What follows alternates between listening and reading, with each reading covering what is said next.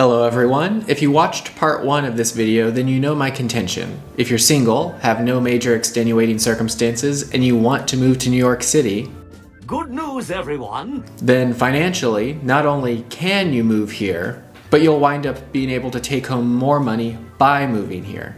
This is true even if you're making minimum wage, which is the pay rate that I'll be examining today. But before I get into that, one thing I would like to address.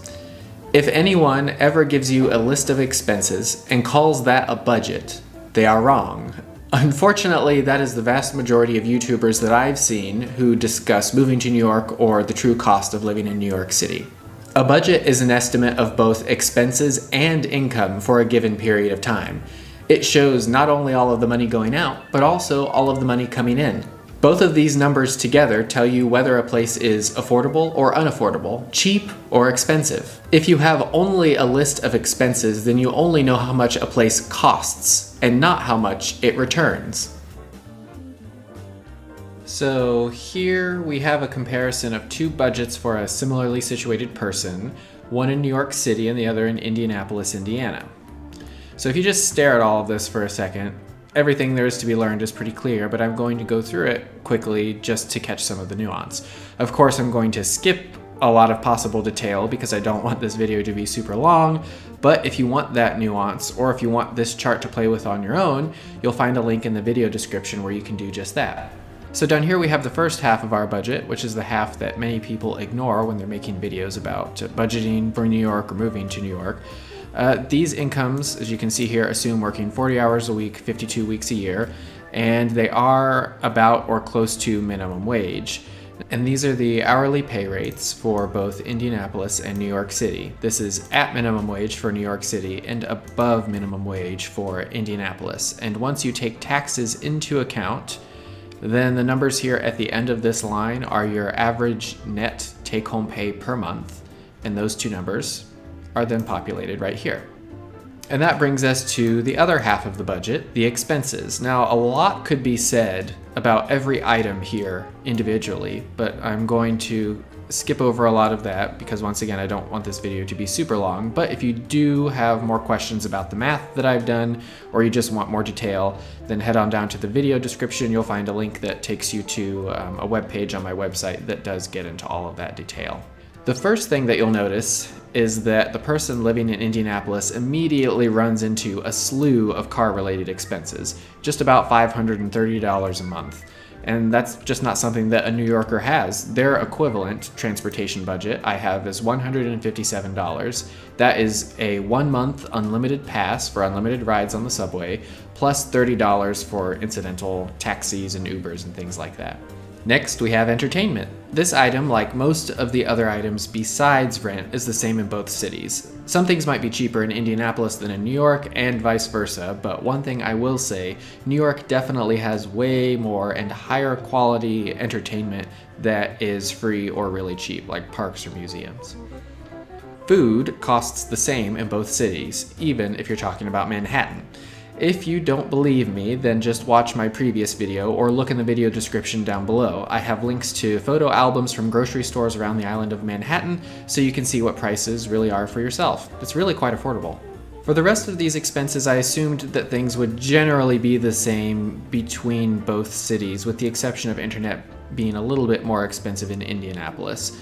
And just to explain a little bit more, utilities and internet, just like the rent, are not the entire bill for an apartment. That would be one individual share. And now we come to rent, the thing that people think about most when they think about New York being outrageously expensive. These numbers here assume somewhere around 1 to 3 other roommates, so that would be 2 to 4 people total in the apartment, and it's based on what someone at the lower end of the income scale might be looking at. It's what I was looking at when I was at that part of the income scale, and if I ever am again, it's going to be the same. Neither of these apartments would be in the city center, of course. If you're curious about where that New York number lands you, it's going to be probably somewhere in Queens, the Bronx, or Brooklyn. And if you're wondering why $780, that's taking your average annual gross income and dividing it by 40. which is the qualifying tests that a lot of landlords in the city use to see if you make enough money to rent an apartment. And if you want more information about that particular point, you can see my previous video or the relevant link in the video description. And these last items here are debt payment and savings, and these vary a lot by individual, and they also are heavily informed by these numbers down here at the bottom. So for the purposes of this calculator, I just left everything at 0. You can plug in your own numbers. Now, when all is said and done, you'll see that income in New York City, with the person in New York making minimum wage and the person in Indianapolis making above minimum wage, income in New York is much higher, even though expenses are pretty close. The result is that you will be bringing home much more money if you're living in New York City, if you're comparing two people who are similarly situated in Indianapolis and New York City.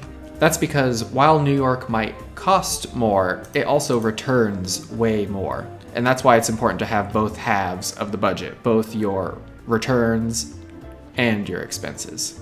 So the general idea then is, it is cheaper to live like a New Yorker in New York than it is to live like a Hoosier in Indianapolis.